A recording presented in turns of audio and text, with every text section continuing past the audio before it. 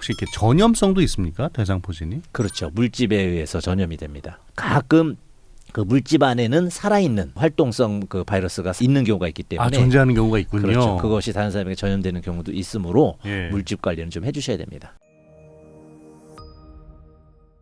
오늘은 대상포진에 관한 이야기를 해볼 텐데요. 요즘 시기가 딱 여름에서 이제 가을로 넘어드는 초입 아니겠습니까? 그렇습니다. 이 시기에 특히 주의해야 할 질환 중에 하나가 대상포진이라고 하더라고요. 우선 대상포진 어떤 질환인지 설명부터 해주세요. 수두 바이러스라고 들어보셨죠? 수두 바이러스가 감염됐다가 잠복을 합니다. 그래서 다시 수두가 나오진 않더라도 이제 척추 신경 분절이라고 있습니다. 갈비뼈 라인 따라서 한 신경이 쭉 타고 다니거든. 호랑이 줄무늬처럼 그런 것을 분절이라고 하는데 그 분절로 이제 나중에 잠복해 있다가 퍼져나가는 바이러스의 대표적인 증상이 포진이거든요. 물집 잡히는 거. 그리고 뭐 열이 나기도 하고 가렵기도 하고 나중에 심하면 아프고 막 그런데 상처를 남기기도 하는 그런 증세를 유발하는 것이 수두 바이러스의 잠복에 의한 대상포진입니다. 그 잠복기는 그러면은 어느 정도나 됩니까? 잠복기라기보다는 처음에 수두가 생겼을 때의 잠복기는 뭐 2주 정도 지나서 이제 들어가게 되는데 실제로 항상 있기 때문에 평생 간다고 보셔야 되고요. 그래서 60대 이후 노인이 되면은 더더욱 재발 가능성이 높아지는 거죠. 그러면 증상은 구체적으로 어떻게 나타납니까? 일단 수포로 나타나는 거겠죠. 수포가 제일 큰 증상이고요. 나머지는 이제 홍종열통입니다. 빨개지거나 부어오르거나 열나거나 아프거나 가렵거나 하는 증세를 이제 동반하게 되죠. 칼로 베는 통증을 호소하는 분들도 있던데. 그렇습니다. 경증으로 와서 가렵다 말거나 살짝 지나가는 분들도 간혹 있거든요. 그래서 등이 약간 가렵고 살짝 따끔했는데 나중에 보면 흔적이 살짝 남는 분들 계십니다. 긁혔나 그랬는데 사실은 이제 그 대상포진이 지나가는 경우들도 있겠고요. 보통은 그런 대상포진이 2주만 지나면 이제 딱지가 않습니다. 수포가 터지고 노랗게 골마서 터지면서 딱지가 않고 딱지까지 떨어져 나가면 다 괜찮아지는 것이 평균 한 2주 정도면 되는데 그 후유증이 남아서 신경에 손상을 줘가지고 6개월, 1년씩 지속적인 심한 통증을 가지고 가시는 분들이 많이 있습니다. 그러면 그때 통증을 좀 줄일 수 있는 방법 같은 것도 있습니까? 기본적으로 제일 좋은 부분은 초기에 발견하는 것이 좋겠고요. 초기에 발견했을 때 원적 개선 램프들이 있잖아요. 백혈구는 체온이 1도 하강할 때 면역력이 30% 정도 떨어진다. 대략적이지만 뭐 이렇게 말들 합니다.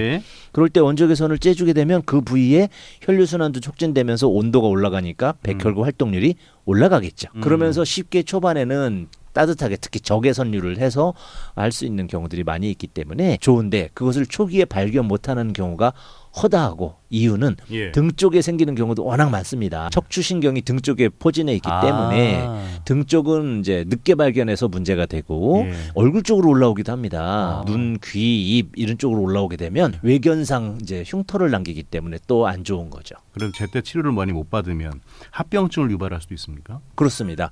그런 합병증 중에 제일 이제 그 걱정되는 부분이 이제 얼굴 쪽인데 홍채염 같은 거.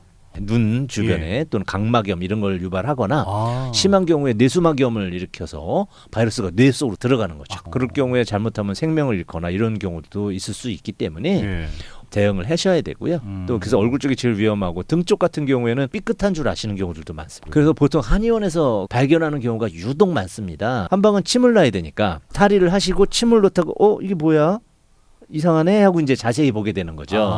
그런 경우들이 많습니다. 혹시 이렇게 전염성도 있습니까? 대상포진이? 그렇죠. 물집에 의해서 전염이 됩니다. 가끔 그 물집 안에는 살아있는 활동성 그 바이러스가 있는 경우가 있기 때문에 존재하는 경우가 있군요. 그렇죠. 그것이 다른 사람에게 전염되는 경우도 있으므로 물집 관리는 좀 해주셔야 됩니다. 대상포진을 예방할 수 있는 방법? 명절 때 특히 잘 생기게 됩니다. 몇 가지 이유가 있는데 가장 큰 이유는 명절 때 날이 선선해지기 시작합니다. 체온이 떨어지죠. 체온 때문에 백혈구 활동률이 떨어지니까. 또는 이제 가을에 환절기여서 비염이라든지 감기라든지 이런 것이 걸리는 경우도 있고 또 추석 음식 하시느라고 어머니들이나 가사 일하시는 분들이 이제 잠 못 자고 일하고 전 하루 종일 붙이고 하면 과로하고 잠 못 주무시거든요. 맞아요. 그리고 또 이제 오래 운전하시고 나서 허리 아프고 그랬을 때 맞아요, 그 맞아요. 오래 앉아 있던 허리 부위에서 나타나는 경우도 많고 그래서 명절 때 유독 잘 환자들이 늘어나게 되고요. 음식과 관련해서도 동물성 지방 같은 기름진 음식이나 이런 것들은 면역을 떨어뜨립니다. 왜냐하면 이제 신장 기능, 간 기능도 고지혈 상태도 올라가고 심장에도 부담을 주기 때문에 예. 안 좋죠. 이런 부분까지 다 합쳐서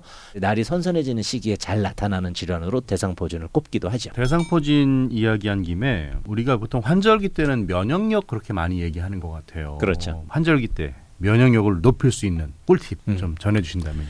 사람의 건강에서 가장 좋은 것은 수면입니다. 물론 과거에는 음식도 굉장히 중요했습니다만 지금은 굶고 영양실조 걸리고 이런 케이스는 드물기 때문에 그렇죠. 너무 잘 드시기 때문에 오히려 줄이는 것이 좋겠고 소식해야 장수한다 이런 말이 있지 않습니까? 그래서 명절 앞으로 다가올 텐데 명절 때 많이 드시면 안 되겠고요. 예. 그래서 소식하시고 잠 푹 주무시고 그리고 스트레스 받는 일 후를 털어버리면서 릴렉스 하시고 요 세 가지 잘 하신다면 예. 좀 도움이 되지 않을까 생각합니다.